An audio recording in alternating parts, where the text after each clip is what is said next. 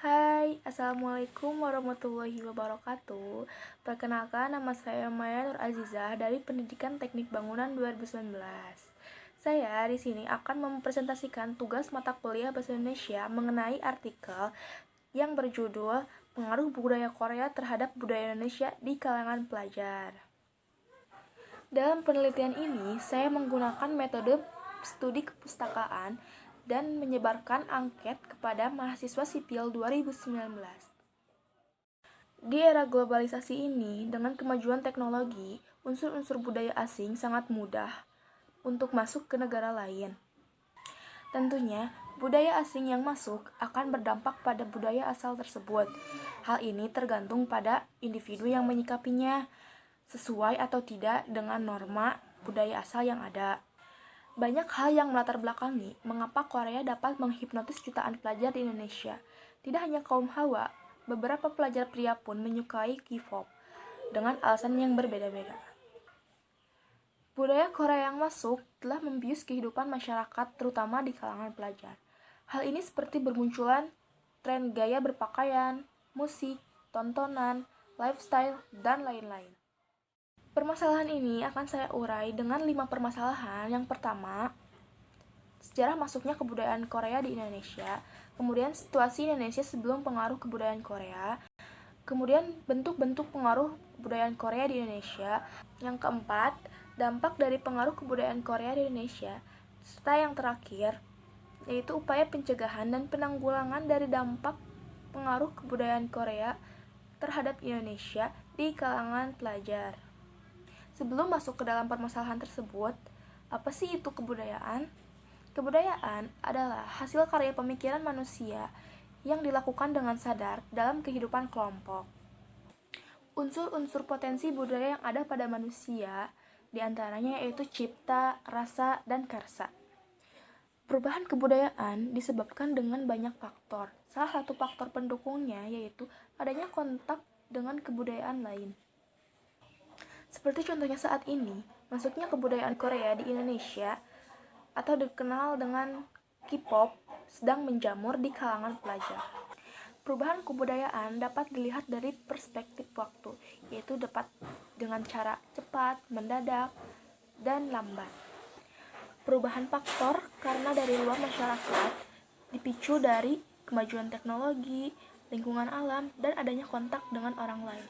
Nah, dengan adanya kontak dengan orang lain inilah dapat memicu akulturasi dan asimilasi serta difusi. Nah, saatnya saya akan mengurai 5 permasalahan. Yang pertama yaitu sejarah masuknya kebudayaan Korea di Indonesia. Pada tahun 2002, Piala Dunia telah sukses diselenggarakan di Korea Selatan dan di Jepang. Korea Selatan sebagai tuan rumah sukses menempati urutan keempat dan keluar sebagai kekuatan baru Asia dalam persepak bolaan yang semakin melambungkan nama Korea Selatan di mata dunia. Setelah berakhirnya perhelatan akbar, Piala Dunia bukan berarti Korea tidak eksis lagi di dunia, akan tetapi menjadi titik balik kebangkitan Korea Selatan di dunia, khususnya yaitu dunia hiburan. Beberapa waktu menjelang sebelum dan sesudah Piala Dunia diselenggarakan di Korea Selatan, beberapa stasiun televisi di Indonesia gencar menayangkan film atau drama Korea Selatan. Masyarakat Indonesia yang saat itu sedang jenuh dengan tayangan Bollywood dan telenovela dan sinetron-sinetron Indonesia menyambut baik masuknya drama Korea atau film Korea di Indonesia. Keberhasilan drama Korea mengambil hati masyarakat Indonesia terbukti dengan tingginya minat penonton drama Korea yang pada saat itu ditayangkan saat pertama kalinya, yaitu Endless Love. Suksesnya Endless Love membuat stasiun televisi Indonesia lebih gencar menayangkan drama dari negeri ginseng, seperti Winter Sonata, Boys Before Flowers, Princess Horse, yang tak kalah sukses menarik perhatian masyarakat. Tidak hanya dramanya saja, Korea juga telah menyerbu dunia hiburan dengan musiknya, seperti girl band, boy band yang menjadi ikon musik Korea dan telah membius hati masyarakat di kalangan pelajar. K-pop atau Korean pop menggema di mana-mana. Bahkan bisa dibilang K-pop mampu menyaingi ketenaran western pop. Kini, musik Korea sudah mulai berkembang dan sudah mulai akrab dengan telinga kita. Penampilan mereka tentu didukung juga dengan gaya bermusana yang menarik, dengan memadukan warna-warna cerah dan nuansa ceria, membuat mereka berpenampilan modis dan imut.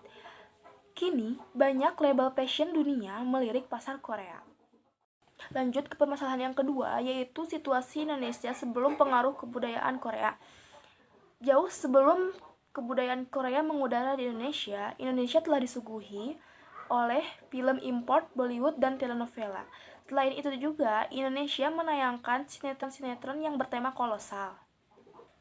Pada tahun 70-an, perkembangan musik di Indonesia didominasi oleh musik-musik perjuangan, kemudian disusul oleh band Kuplus. Pada tahun 90-an, Indonesia beralih ke musik dangdut.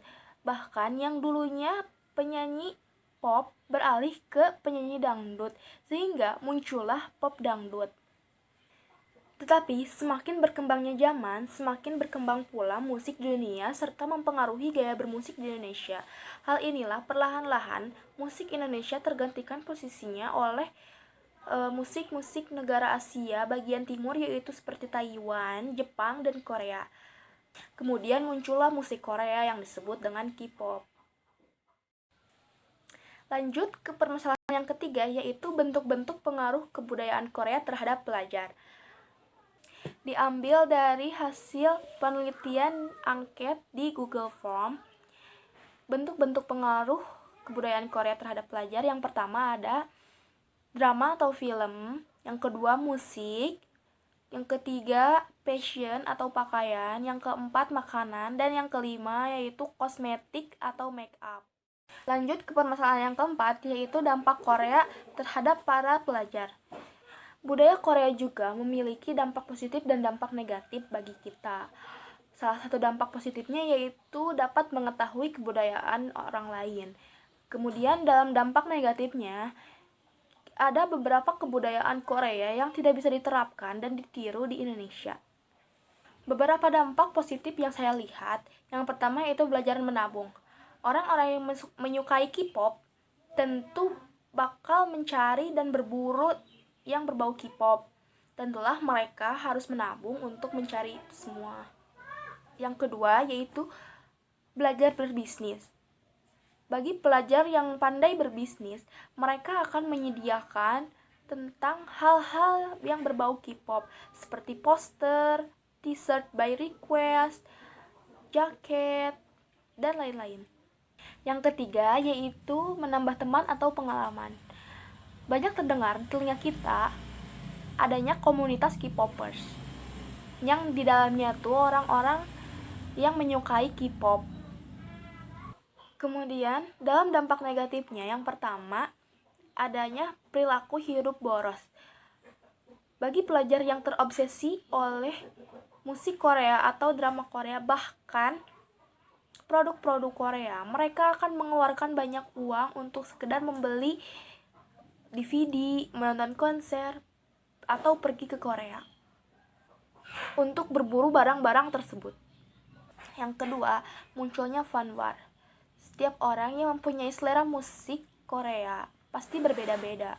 Kegemaran itulah yang menyebabkan suatu individu tidak menyukai boyband atau girlbandnya. Perbedaan itulah munculnya peperangan antar fans yang biasanya terjadi di dunia maya. Yang ketiga yaitu munculnya porno aksi atau pornografi yang terdapat di drama Korea. Kemudian permasalahan yang kelima, permasalahan yang terakhir yaitu upaya penanggulangan dampak dari kebudayaan Korea di kalangan pelajar. Yang pertama yaitu mengadakan bimbingan konseling. Yang kedua, dengan menggunakan bimbingan pada orang-orang yang terpengaruh dari sudut pandang Islam. Yang ketiga yaitu lebih mengenalkan kebudayaan Indonesia. Sekian presentasi dari saya. Mohon dimaafkan apabila ada kesalahan kata. Wassalamualaikum warahmatullahi wabarakatuh.